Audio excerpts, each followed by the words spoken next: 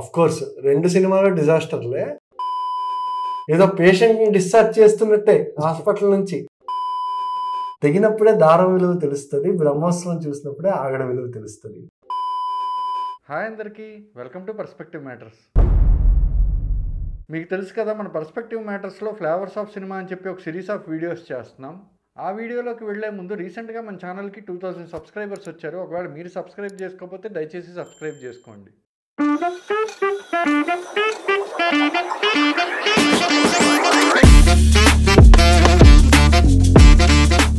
Young age లో best movie experience అంటే of course 2 సినిమాలు డిజాస్టర్లే, అజ్ఞాతవాసి, బ్రహ్మోత్సవం. సర్లే దెబ్బ మాకు కూడా వేసా కానీ చెప్పు, ఎక్స్పీరియన్స్ కంటెంట్ ఇచ్చే. అంటే పవన్ కళ్యాణ్ ఫ్యాన్ కాదు నేను ఫస్ట్ ఆఫ్ ఆల్, కానీ అజ్ఞాతవాసి అంటే పీక్ అనమాట. అంటే ఆ ట్రైలర్ గట్రా అన్ని బాగున్నాయి. ఎలా అంటే హైదరాబాద్ విక్రమ్ గారు, త్రివిక్రమ్, పవన్ కళ్యాణ్ కాంబినేషన్ అంటే ఇంకా ఎక్స్పెక్టేషన్ పీక్. జల్సా అతడు దారది.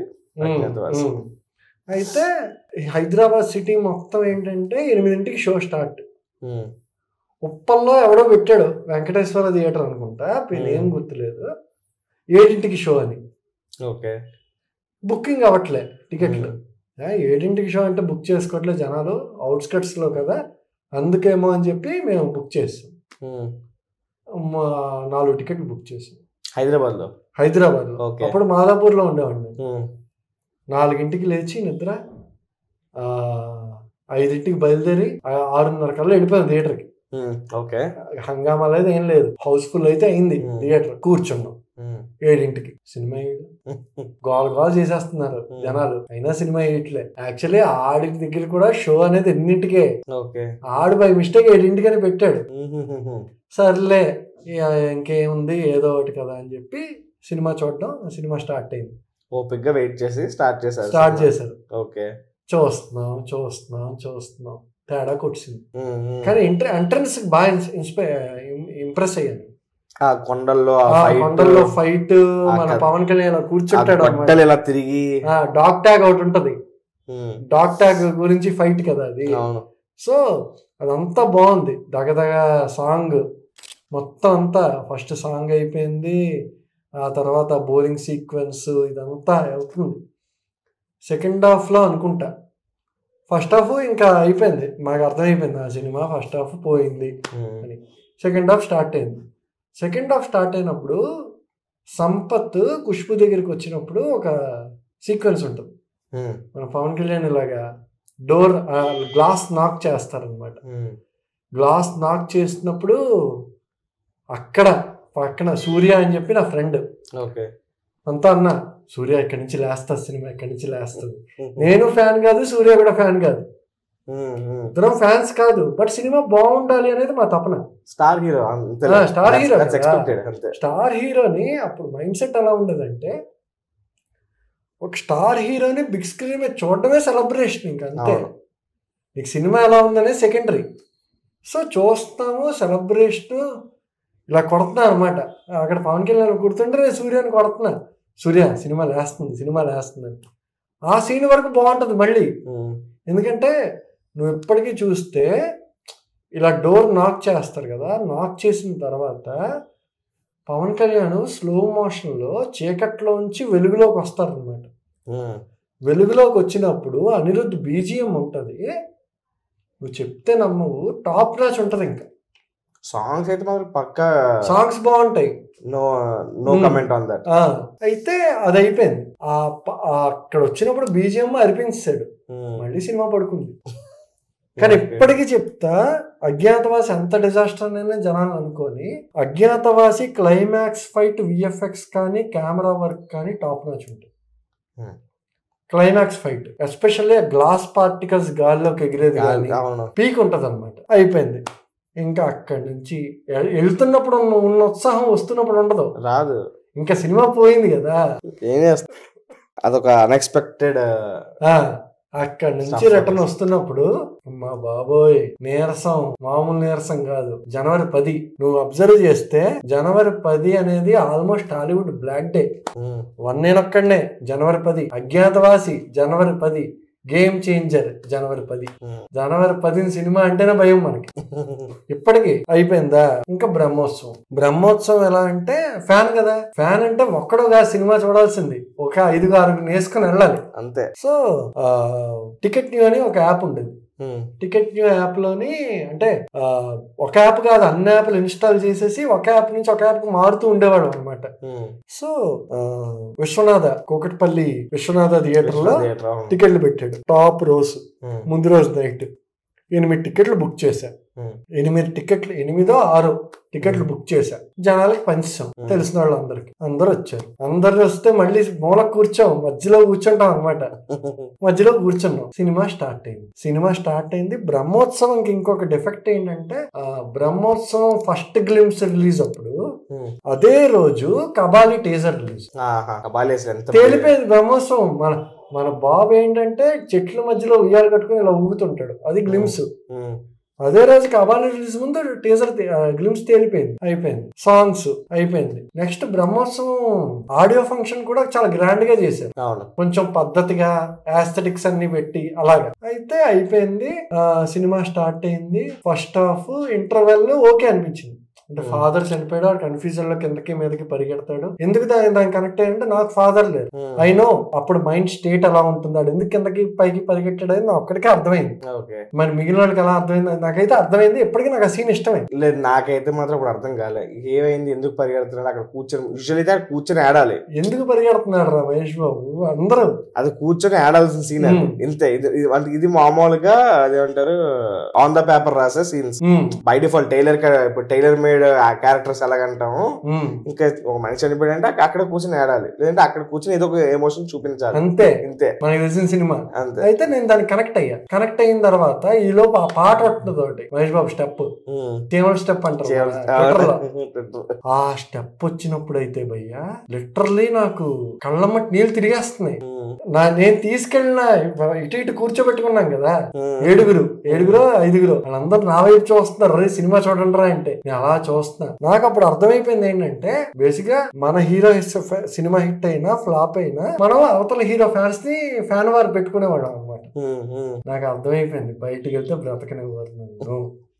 అందులో ఆఫీస్ పర్మిషన్ పెట్టుకుని మరి వచ్చాను నేను సినిమాకి. అయితే అందరూ నన్నే చూస్తున్నారు. టార్గెటెడ్ అయిపోయింది. లేదు ఇంకా ఎలాగైతే పట్టుకెళ్ళావో నన్ను మా ఫ్రెండ్ మణికంఠ అన్నాడు. మేము బెంగళూరు ఉన్నప్పుడు మమ్మల్ని అందరినీ పట్టుకెళ్ళింది ఇలాగే. కథం నీ పని అయిపోయింది. ఇంకా అంతే ఇలాగే అనుకున్నా. అయిపోయింది, పాట అయిపోయింది. సెకండ్ హాఫ్ స్టార్ట్ అయింది. బాబోయ్ సెకండ్ హాఫ్ లో ఒకటే బ్యాక్గ్రౌండ్ స్కోర్ వస్తుంది. మా బాబోయ్ ఆపకుండా. ఆ బుల్లెట్ కూడా కొంచెం విచిత్రంగా ఉంటది, బస్సు లాగా పొడుగ్గా. దాని మీద వేసుకుని మన మహేష్ బాబు అటు తిరుగుతాడు ఇటు తిరుగుతాడు, పిచ్చి పీక్స్కి వెళ్ళిపోయింది అనమాట. నేను అయిపోయింది మూవీ. నువ్వు అన్నట్టు వెళ్ళిన దాంట్లో ఎక్కడో దగ్గర డిస్కనెక్ట్ ఉంది బ్రో. కంప్లీట్ గా డిస్కనెక్ట్ అయిపోయి ఉన్నావు. నీకు డిస్కనెక్ట్ నువ్వు ఎప్పుడు సినిమా పోయింది ఫస్ట్ రిలీజ్ అప్పుడు పోయిందంటే ఆడియన్స్ అనలేం. అంతే ఏదో అది ఎంత మంచి, ఇప్పుడు ఎంత మంచి సినిమా అయినా అవని ఫస్ట్ రిలీజ్ అప్పుడు ఆ సినిమా పోయిందంటే ప్రాపర్ రీజన్స్ అనేవి ఉంటాయి.